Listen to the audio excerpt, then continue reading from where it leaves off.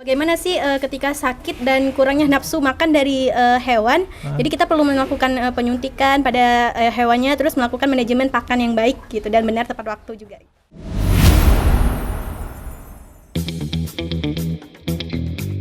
Assalamualaikum warahmatullahi wabarakatuh. Selamat datang di channel Kisah Wirausaha.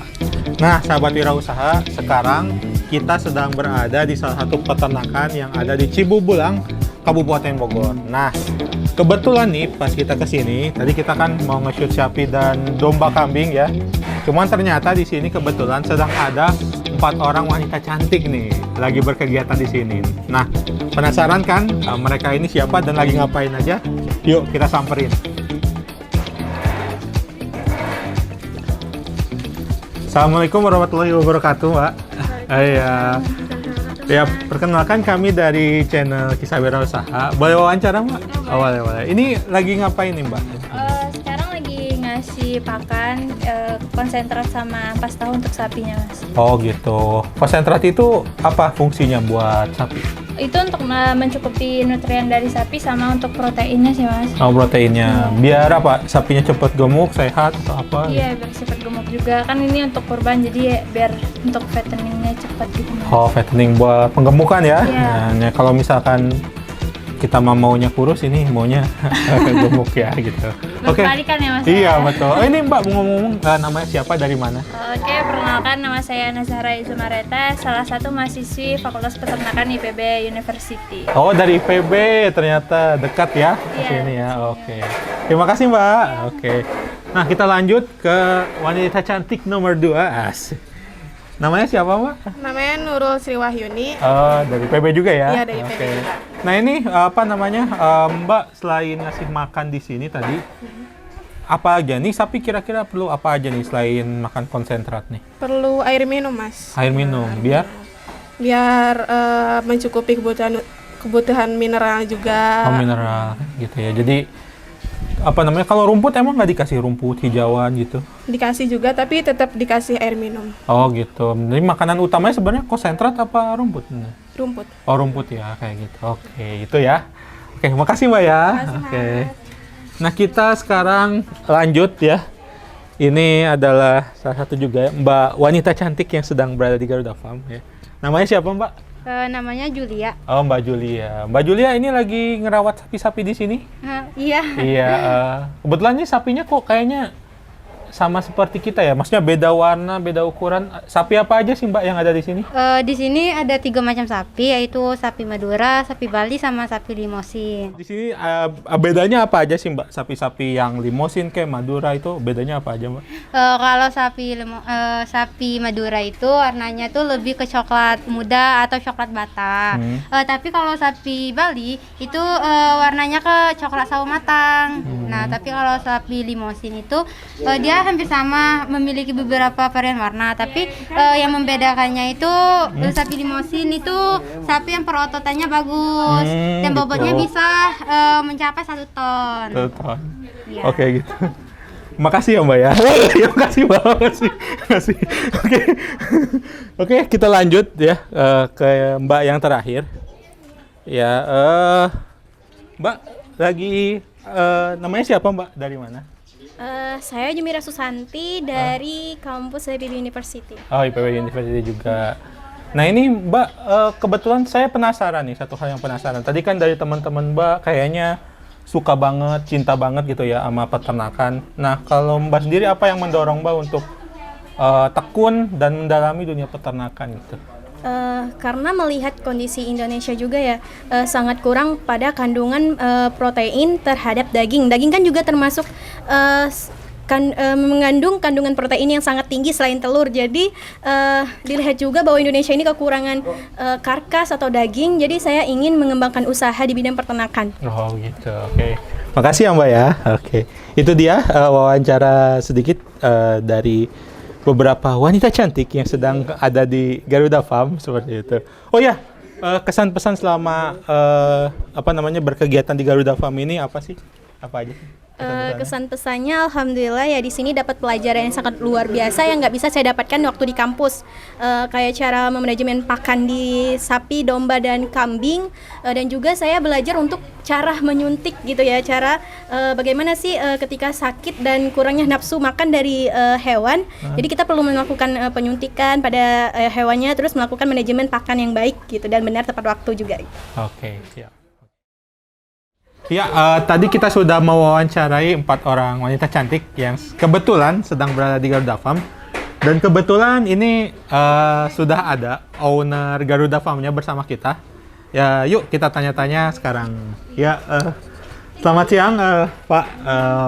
Perkenalan dulu. Ya, selamat siang. Assalamualaikum warahmatullahi wabarakatuh.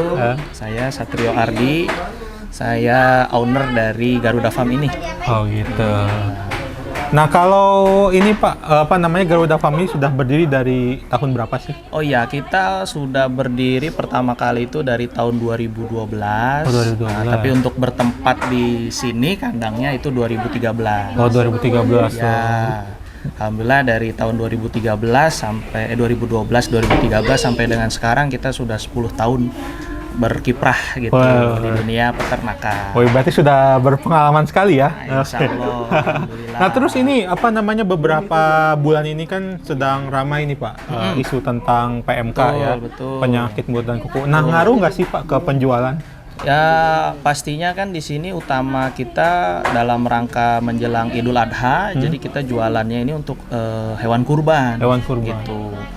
Baik kemarin masa-masa COVID maupun sekarang ada isu PMK, alhamdulillah kalau untuk ibadah gitu ya, itu peminatnya tidak berkurang. Tidak berkurang. Tapi tentu kita dituntut untuk memberikan edukasi, penjelasan terkait dengan kondisi seperti sekarang ini, gitu. Bagaimana hewan ternak yang kita pelihara, gitu kan, terhadap penyakit ini, gitu kan. Kemudian bagaimana nanti saat pengiriman dan keamanan, kehalalan, kesehatan pada saat nanti akan dipotong, seperti itu. Dan ini juga mungkin sahabat kisah wirausaha juga penasaran ya. PMK itu sebenarnya penyakit macam apa, mematikan-kah gitu? Karena beritanya tuh kayaknya heboh gitu ya. Heboh dan mengerikan kayak gitu kan. Ya, jadi kalau yang saya ketahui gitu ya, dan juga diskusi, baca-baca artikel dan lain sebagainya, sebenarnya PMK ini penyakit yang umum gitu ya, sudah ada dari dulu gitu. Cuma memang alhamdulillah Indonesia ini informasinya sejak 30 tahun yang lalu itu sudah bersih dari penyakit PMK gitu. Cuma mungkin ya perkembangan zaman, kondisi situasi saat sekarang ini akhirnya penyakit ini kemudian muncul lagi seperti itu. Dan peternak zaman sekarang ini kehilangan literasi gitu tentang penyakit ini, sehingga ketika penyakit ini outbreak gitu ya, muncul kasus-kasusnya itu panik gitu, tidak tahu harus berbuat apa dalam rangka menangani hewan ternak ini, apalagi misalkan peternaknya adalah peternak tradisional yang ada di desa, ada di kampung, sehingga keterbatasan untuk menerima informasi. Sebenarnya artikel-artikel, kemudian seminar-seminar tentang PMK ini sudah banyak, cuma mungkin kan tidak semua orang dapat mudah untuk mengakses itu gitu. Sehingga jadilah heboh seperti sekarang ini gitu. Karena lama penyakit ini tidak ada, tiba-tiba muncul lagi gitu, jadi shock lah gitu, panik gitu, tidak tahu harus berbuat apa, kira-kira begitu. Kalau langkah-langkah yang dilakukan oleh Garuda Farm untuk mencegah PMK masuk ini apa? Betul.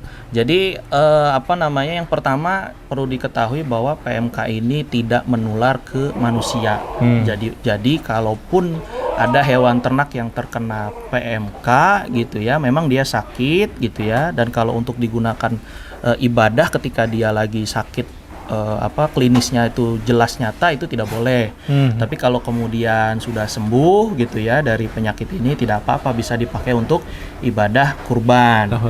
Namun secara kondisi umum hewan ternak yang terkena PMK ini, informasi yang kami dapat itu dagingnya aman untuk dikonsumsi gitu. Tidak ada masalah untuk dikonsumsi oleh manusia karena tidak menular ke manusia. Itu yang pertama. Kemudian yang kedua, dalam rangka menjaga agar tidak terkena PMK, langkah-langkah yang kami lakukan adalah pertama kita lakukan disinfektan di kandang ini secara rutin gitu ya untuk menekan penyebaran bibit penyakit. Kita jaga kebersihan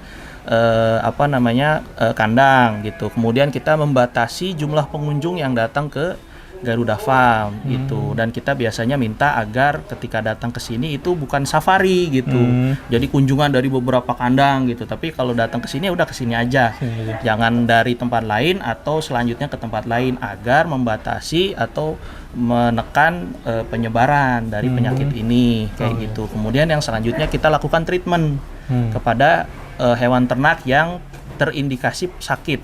Jadi apapun sakitnya kita sudah harus treatment gitu. Jangan tunggu ciri-ciri PMK-nya muncul. Pokoknya kalau sakit kita langsung treatment.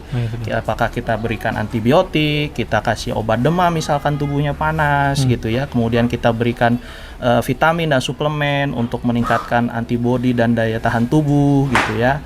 Dan ya obat-obatan lain yang memang disesuaikan dengan yang penyakit yang terlihat dari hewan ternak tersebut. Seperti itu. Oke. Nah, terus kalau misalkan nih mungkin dari sahabat Kisah Wirausaha ada yang mau kunjungan atau bahkan mau beli ternak langsung di Garuda Farm, gimana? Ya, kami ada channel YouTube, ada IG gitu ya. Kita punya sosmed, teman-teman bisa kontak melalui sosmed. Di situ juga ada nomor hotline kami, mungkin nanti bisa ditulis di bawah gitu ya. Itu bisa menanyakan terkait dengan hewan kurban, kemudian layanan kami yang lain seperti akikah juga ada gitu ya. Silahkan ditanyakan ke kita, nanti kita siap melayani untuk wilayah Jabodetabek. Untuk hewan kurban kami menyediakan sapi, kambing, dan domba. Untuk layanan akikah kami menyediakan catering akikah, jadi masakannya siap konsumsi gitu. Kalau misalkan mau buka usaha peternakan sendiri, itu modal yang paling utama apa sih sebenarnya? Ya, baik. Sebenarnya ya usaha apapun gitu ya, yang dituntut pertama adalah keseriusan dan ketekunan gitu ya, dan kami sangat membuka peluang bagi teman-teman semua, sahabat semua yang pengen mencoba untuk membuka usaha. Silahkan datang ke sini untuk kita bisa diskusi, sharing, kemudian bekerja sama gitu ya. Kita juga di sini banyak sekali peluang-peluang kerjasama yang bisa kita lakukan. Seperti tadi adik-adik mahasiswa yang melakukan magang, praktek lapang, KKN gitu ya. Dan juga banyak lagi dari kalangan yang lain, mungkin pensiunan dan segala macam yang datang ke sini itu bertukar pikiran dengan kita, gimana sih cara mau buka usaha peternakan. Tentu kan diawali harus tahu dulu ilmunya dong gitu kan, dan kami insya Allah bisa memberikan pengalaman lah, sharing pengalaman, pengetahuan tentang bagaimana memulai usaha peternakan, baik itu kambing, domba maupun sapi. Oke.